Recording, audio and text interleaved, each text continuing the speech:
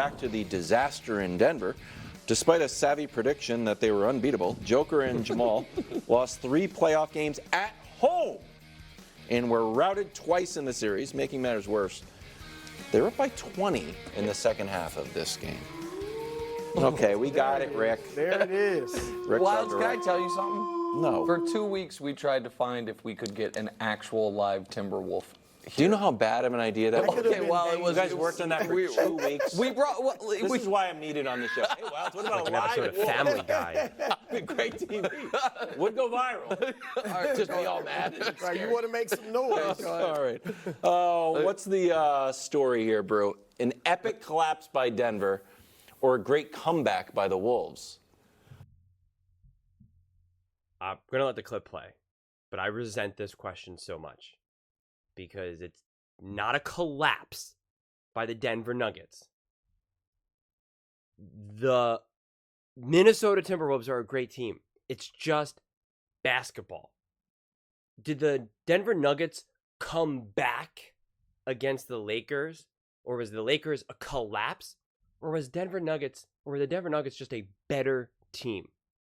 We know the answer. The Denver Nuggets are a better team. I'm not going to debate that, right? That at that point, may as well have been years ago. That's how long ago it feels like in basketball time. So this idea that the Nuggets collapsed, no, yes, they jumped out to a lead and all of that, but the Minnesota Timberwolves were ruthless. They were hungry. They played hard. They had great, because I also took issue with Reggie Miller in the beginning. He's like, these are the coach's notes. Get rid of this. It's all about who wants it more. And it's like, players always say that nonsense. And I get it because it's kind of like what coaches say too, right? To like try to inspire the troops. But there's actual game planning. There was actually set coaching adjustments.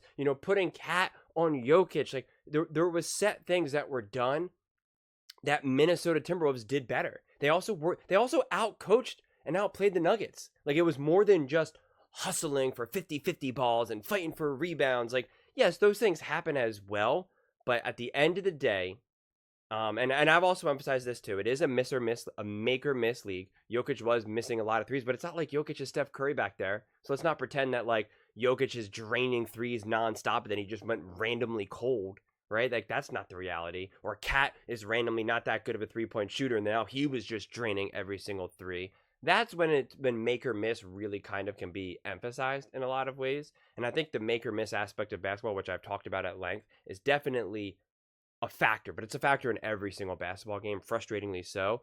That's not what really happened. The one game maybe when Denver was very cold. I'll concede that. This game, not so much. Well, look, when you say story, I think that it depends on, obviously my career, most of it, I was a writer. And so it would depend on whose perspective. Right now, sunglasses. But if I'm writing from Denver's perspective, where I'm covering the Nuggets, I'm writing about the collapse. Yeah. If I'm writing from the Timberwolves, I'm writing about this phenomenal comeback. Oh my gosh, look at the heart they showed, blah, blah, blah. So I'm not going to look at it as a story. I'm going to look at it as the biggest, what really happened? What is reality? Was it a collapse or was it the Timberwolves just being better? I think it was a great comeback. That's what I think was reality.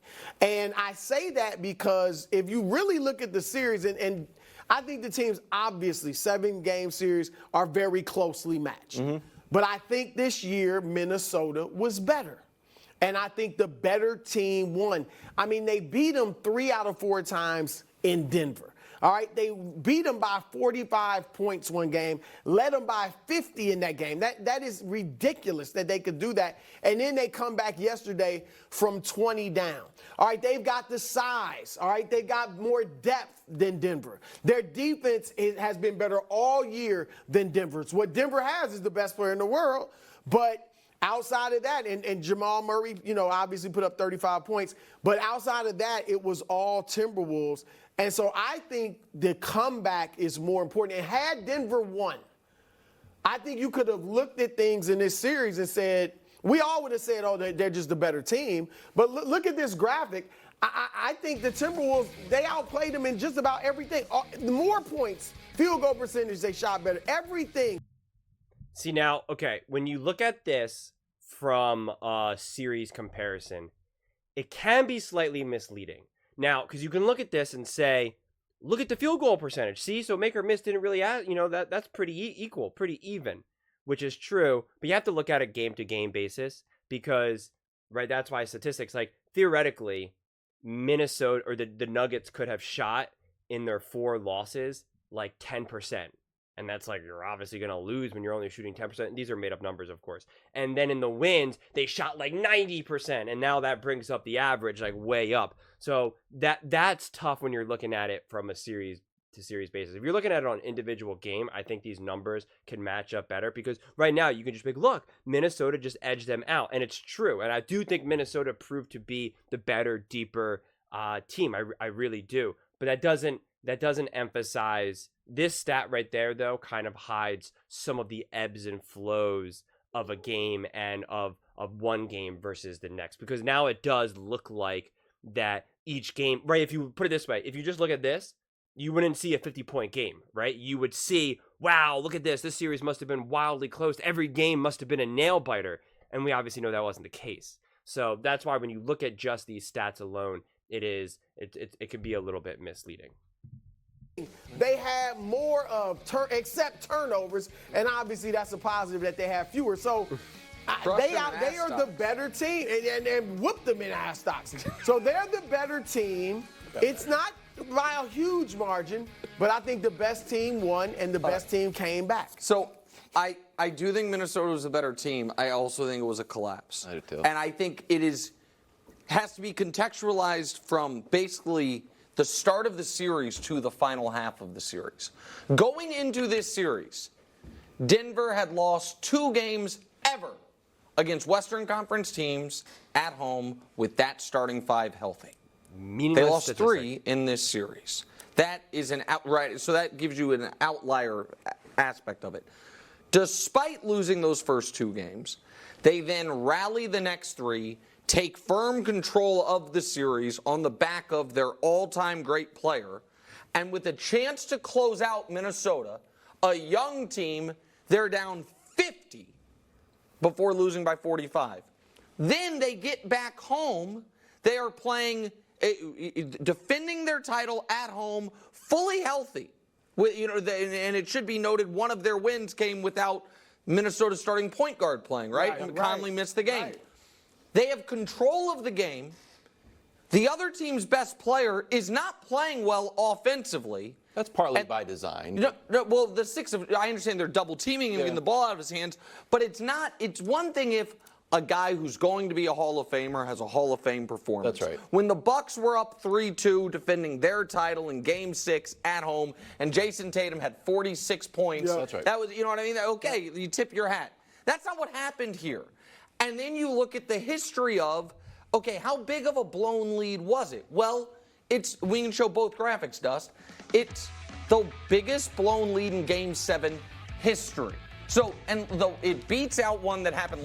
Again, these stats doesn't matter. The basketball has changed significantly. 20-point leads, and also you're specifically talking about a Game 7. Like, who cares? It's a game. I understand Game 7 is obviously has the most stakes involved, but like let's be serious here. No one feels safe with a 20-point lead anymore. It's not. I mean, each team at least goes on a 10-0 run multiple times throughout a game. So if you're down by 20, boom, now you're down by 10 in seemingly like in a minute. And then little by little, you inch, and boom, now you're tied and now you're up. Like, so this whole idea, like comparing something, because in the last 25 years, guys, go watch a basketball game 20 years ago. Go watch highlights. It's night and day different. Basketball is so different. This is what I always say about football. The rules, the literal rules are different. The way it's officiated is different. What the players can do is different. So it just doesn't matter. You're going to see these things. Don't you? This actually almost kind of proves my point. This graphic, and though Nick thinks it doesn't. Look at 2019, 24, 24. So 3 of the biggest blown leads in Game 7 all happened within the last 4 or 5 years. Right? You're going to see more of those things. And also, Game 7 is so weirdly specific. Just pick any playoff game, any closeout game. It doesn't have to be Game 7. Game 7 is a very specific statistic. I bet you would see more 20-point blown leads because I know the Golden State Warriors through their run in the playoffs did it a lot. That was the whole thing. They would be down by a lot. And it would be going into that third quarter, they'd just come out fighting and then be up by 10, 15 points. So this is misleading as well.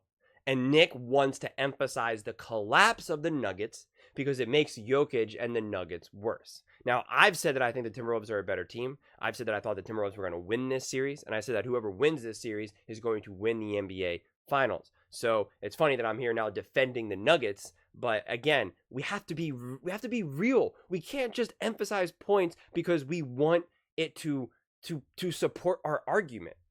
Okay? Like he's trying to now build this up into something bigger, more disastrous than it was. And that's just not the reality.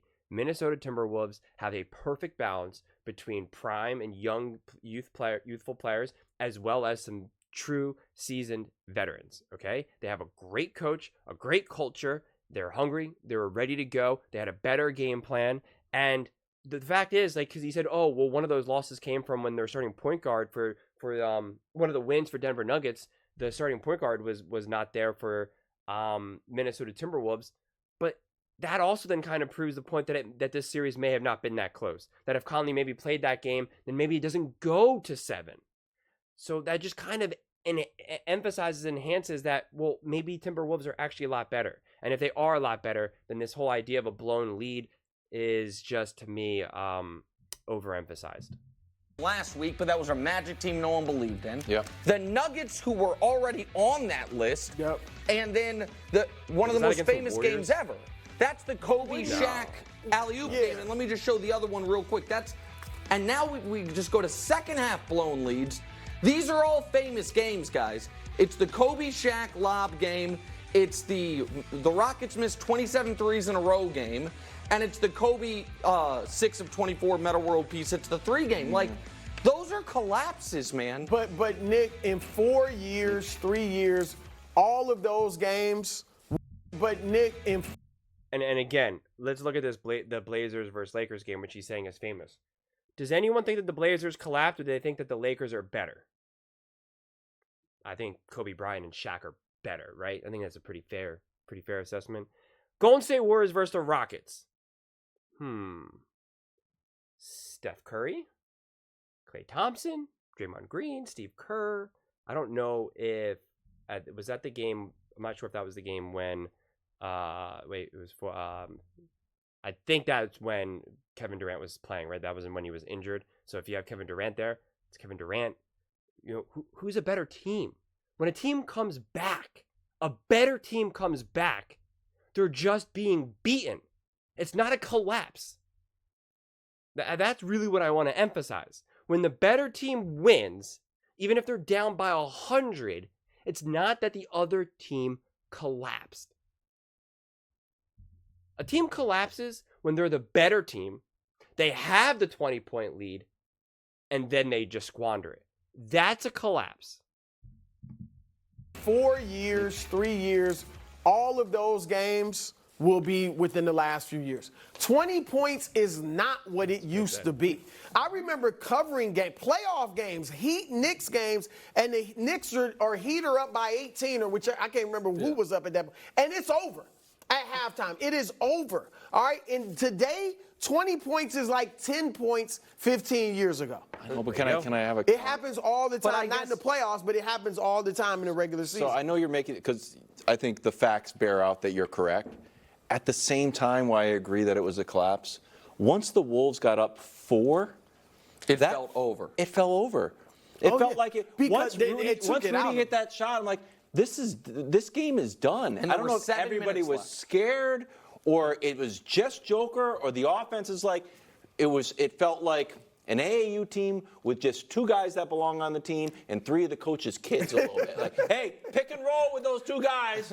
And Joker had 21 points, and the rest of the team had 11 points in the final 22 minutes. They just ran I'm not saying those guys were skilled that way, but the offense was so stagnated, and it was just Michael like pick and roll, pick and roll, pick and roll. It felt like it ground to a halt. They scored the 5th fewest second half points for any home team in a Game 7 ever. Scored 37. And that kind of going up against an elite defense of the Timberwolves. So again, put some of the praise on the Timberwolves and not just all of the blame on Jokic and the Nuggets. I mean, I don't really think it's that complicated. I really don't. And I get, again, it just seems like this emphasis. There's 2 things, right? We know Wilds was rooting for the Nuggets. I think he was trying to latch on to his own dynasty that he was trying to, right? He wanted to try to like get on because he sees how nice it is for Nick Wright and the Chiefs. And so he's like, all right, let me latch on to the Nuggets. And he was really, really emphasizing that and double downing on that. And it was a good bet, right? It's a safe play because if the chances of them winning was high in terms of the NBA Finals, and obviously it didn't pan out. So it's interesting to see him kind of emphasize that. But again, to me, this was all about the Timberwolves. And I can't say it any more times. So those are just my thoughts. I would absolutely love to hear yours. What do you guys all think? Do you think that this is what's the bigger story? Was it the collapse of the Denver Nuggets or the comeback of the Minnesota Timberwolves? Let me know in the comments below. I read every single comment, so whether you agree with me or disagree with me, either way, let's get in some discussions, let's get in some fights, but ultimately, let's just have some fun. And please do consider subscribing. We are building an amazing community here, and I would absolutely love to see you part of it. I want to build something that we all genuinely feel connected to, something that we're really excited to be part of, and I think we're well on our way to doing it. And please don't forget to give this video a thumbs up, as it really does help with the visibility and the algorithm. Thank you so much, and see you next time.